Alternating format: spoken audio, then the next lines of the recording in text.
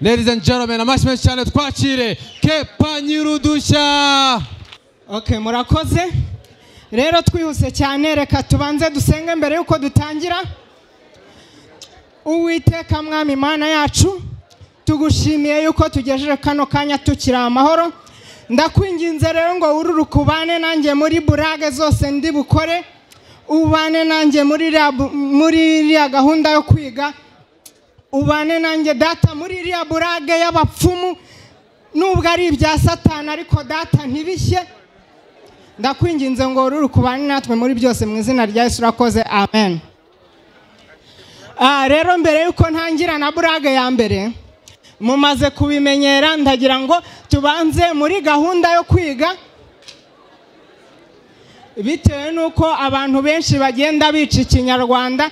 Twashyizeho gahunda ya ntibavuga tuzajya twumva muri buri gitaramo, mu rwego rwo kugira ngo turusheho kumenya Ikinyarwanda. Reka dutangire.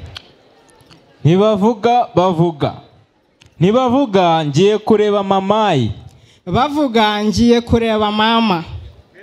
Ntibavuga reka twicomokere. Bavuga reka twigendere. Ntibavuga Solange afite umugabo w'ibogari. Bavuga Solange afite umugabo w'intarumikwa. Ntibavuga ngiye kumukoringa tuvugane. Bavuga ngiye kumuhamagara tuvugane.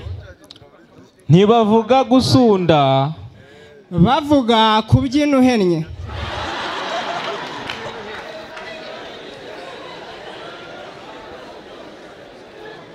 Hari umupfumu w'iwacu rw'imitereri yararaguye agezeho abura abakiriya, noneho ni inshuti yanjye yaje kungisha inama y'uburyo yabona abakiriya. Ndamubwira nti ibintu rero by'uburyo muraguramo bishobora kuba bikanga abantu, wewe utangira ujye uragura nk'ubwiriza ubutumwa bwiza.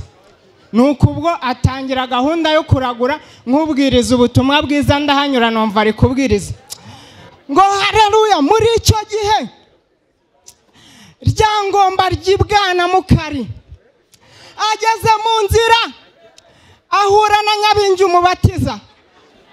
Mbwira mugenzi wangu ahura na Nyabingi umubatiza. Satani arababonekera arababwira bati dore umwari azasama inda, azabyara umwana w'umuhungu, azamwita Binego bya Kajumba. Bisobanuye ngo Satani muri kumwe. Bwira mugenzi wangu ngo Satani muri kumwe.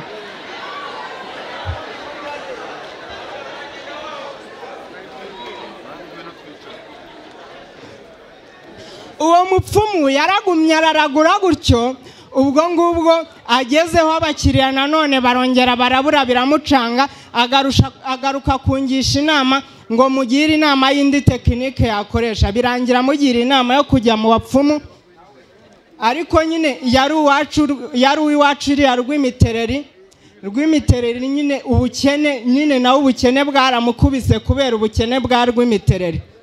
Ubundi ubukene bwarahakubise rw'imitereri ku buryo bwageze no mu bukwe usigaye ubireba ukabona burimo ubukene. Ubundi ubukwe bwo mu bakire ubu usanga ari ubukwe busirimutse, ugasanga no ukirambura na invitation, ukirambura nka invitation y'abakire uhita usangaho ijambo ryiza ryo mu Bibiliya ryiza nyine ubona riberanye n'abageni, ngo uyu niwe nasabye kandi Uwiteka yampaye icyo namusabye. Urwa mbere rwa Samweli ibice 11 umurongo wa 27. Umuryango wa Ngabonziza Jeremy n'uwa Habifura Justin bishimiye kubatumira mu bukwe bw'abana babo aribo Niyonshuti Charles na Uwera Seti. Yabuza ukumva ni ibintu byiza, bafite n'utuzina twiza mawe, ukumva wenda ngo ubuzabera mu Kiyovu, ukumva nko kwiyakira ni muri Romantic Garden ku Gisozi, ariko ngwini wacu rw'imitereri ubu kibumbura invitation wareba umurongo uriho wa Bibiliya byonyine ugahita wikanga.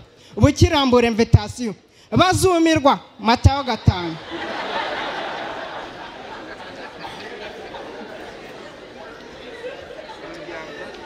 Umuryango haba inkoko Karinda n'uwa Sehoni Myasiro yishimiye kubatumira mu bukwe bw'abana babo aribo Sabagirirwa Petero ndetse na Nyirahuku Yuriyana. Buzaba tariki 27 z'ukwezi kwa 9 2015 saa 3 gusaba no kukwa mu kidari kizaba cyubatse mu gisambu kiri hafi yo kwa Sinamenye.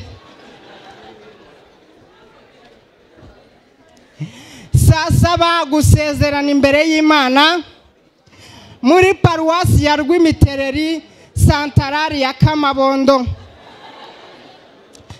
Abatumiwe bazaza muri urusengero basabwe kuzaza bitwaje imitaka kuko amabati yarwo yatobotse. Saa 9 abageni bazajya kwifotoza mu murima w'amateke uri hafi y'urwo rusengero. Nyuma y'iyo mihango abatumiwe bazakirirwa munsi y'igiti cy'umunyinya. Noneho hari utugambo bandikaho hepfo ugasanga banditseho utugambo hano mu bakire nabonye bandikaho ngo kuza kwanyu n'inkunga ikomeye bizadushimisha. No mu bakene ubusanga utwo tugambo duhari ugasanga banditseho ngo kuza kwanyu n'ikiro cy'amamera bizadushimisha. Nagira ngo ntanga igihembo.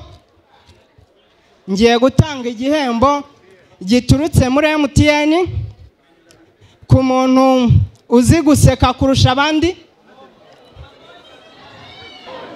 Amoni yarushuri uteye akaboko se. Ngwino hano imbere. Ngo waseka kurusha Amoni. Turanareshya kabisa nabishobora. Ngaho seka amasegonda 30 utaruhuka twumve.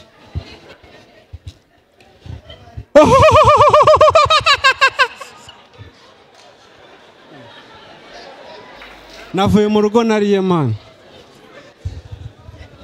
Ikizamini kiragutsinze nta wundi ushaka guhatanira igihembo. Amoni ari he? Amoni akaba atsindiye igihembo giturutse muri MTN.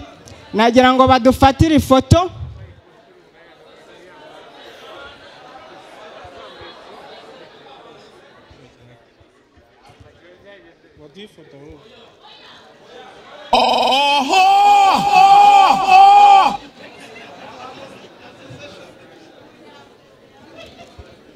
Murakoze cyane ndabakunda. Ese waba wibaza ahantu ushobora kugura telefone ya Samsung cyangwa iPhone ya original y'umwimerere ifite warranty? Samsung 250 ni igisubizo kuri icyo kibazo. Tugane ubasha kugura telefone muri zo twavuze. Reka nkwibutsa kandi kantu ushobora kugura iPhone cyangwa Samsung ukagenda wishyura gahoro gahoro mu byiciro. Si ibyo gusa, Samsung 250 tugufite televiziyo za Samsung nziza ndetse na firigo nziza kandi ziri mu ngano zitandukanye. Nkwibutsa ko nanone ukeneye nka kamera z'umutekano, genzi kuka n'ibindi bikoresho byo mu rugo watugana kandi tukabiguha n'ubundi ari original bifite na ya warranty twavuze haraguru. Abakinga bongera inyana